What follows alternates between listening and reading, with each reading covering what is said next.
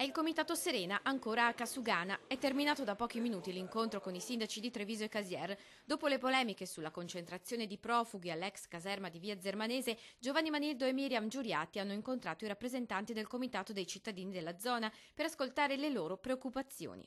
La sicurezza, l'igiene e i controlli. Timore che a causa della mancata informazione ci induce noi cittadini, noi residenti, a avere dei dubbi su tutto quello che succede. Non sappiamo il numero, non sappiamo quanti escono, non sappiamo quanti entrano. Si chiedono telecamere a monitorare la zona anche per alleggerire le forze dell'ordine, ma la lista delle richieste era lunga e alcune domande sono rimaste inevase. I tempi in cui verrà, diciamo così, risolta la questione della caserma Serena, l'abbattimento del numero delle persone presenti che sta superando quelli di norma. Domande cui solo il prefetto in realtà potrà rispondere e che il comitato incontrerà il prossimo 6 ottobre. Anche per i sindaci c'è un problema che va risolto con le dovute cautele, con le dovute maniere, e che soprattutto c'è l'ascolto da parte della cittadinanza, che probabilmente negli ultimi mesi ha un po', come dire, perso fiducia verso le istituzioni perché non si sentiva ascoltata e non veniva informata di quello che stava accadendo. Anche l'Anci del Veneto ha predisposto una lista di richieste in 5 punti alle prefetture della regione.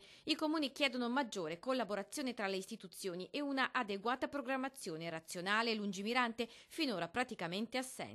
E poi il disbrigo delle pratiche entro il termine di 30 giorni, a fronte dei 365 tuttora ancora necessari. Più velocità nel riconoscimento se queste persone sono migranti economici o migranti richiedenti asilo politico. Intanto il prefetto di Treviso fa appello al pubblico e al privato per una tempestiva preparazione all'accoglienza. Alcune decine di profughi sono in arrivo nei prossimi giorni.